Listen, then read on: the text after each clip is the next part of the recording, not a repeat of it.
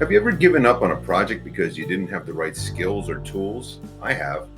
I purchased a microwave oven intending to install it above our stove, but when I looked closely at the instructions, I found that I needed building materials and tools that I didn't own. And I felt dejected because I did not believe that I had the skills to figure out a solution.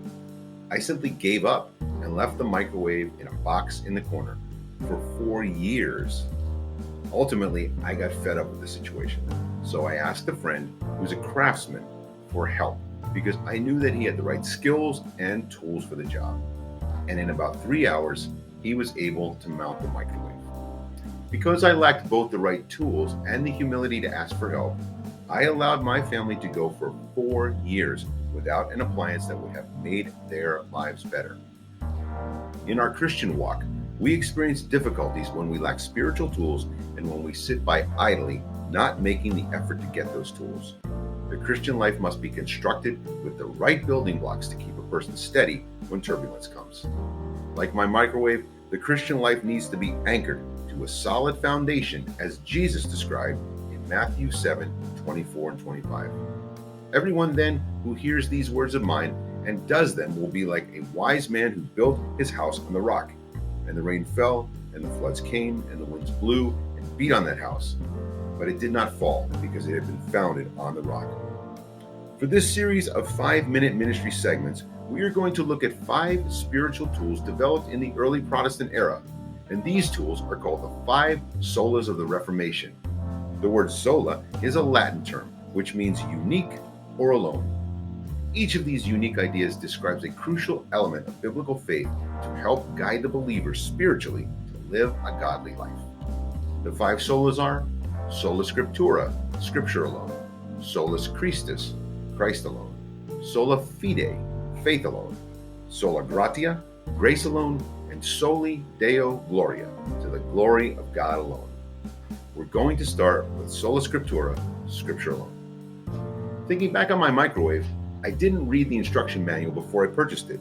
I simply believed that I would be able to install it without a hitch. I liken that to the idea of having faith in God based on tradition, but not having read the Bible to understand the actual instructions on how to live a spiritual life. Once I started to read the manual, I discovered that the installation process involved more than I had anticipated. Similarly, it's easy to claim faith in God, but once we start delving into the Word, we will find that it calls us to practice its principles in our daily lives, which is significantly more involved than believing cognitively or having a feeling of faith. Sola Scriptura is the idea that the Bible is the complete and foundational instruction manual that teaches us not only our religious doctrine, but what the believer needs to practice in his or her daily life. We can summarize it with the words of the Apostle Paul in 2 Timothy 2:16 and 17. All Scripture is breathed out by God and profitable for teaching, for reproof, for correction, and for training in righteousness, that the man of God may be complete, equipped for every good work. The instruction manual gave me all the necessary information to install the microwave.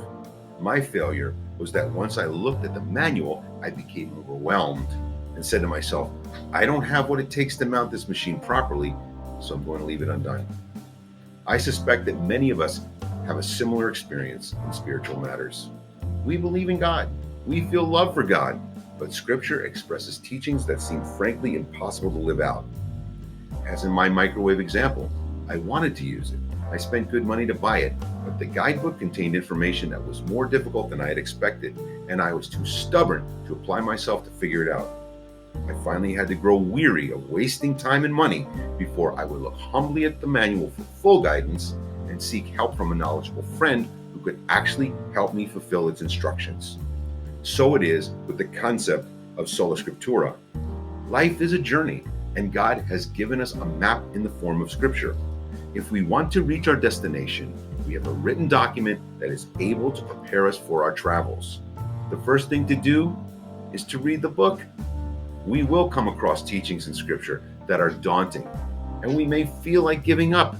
But just as my friend brought tools to my home that ultimately solved a 4-year-old problem in a few hours, there are reliable men and women in the faith who can help us draw out from Scripture what it means and how to apply it. I say this confidently because Proverbs 15:22 teaches that Without counsel, plans fail, but with many advisors, they succeed. Sola Scriptura, Scripture alone. The Bible is the book of godly wisdom. It is sufficient unto itself to anchor us to a divine foundation. Don't leave home without it.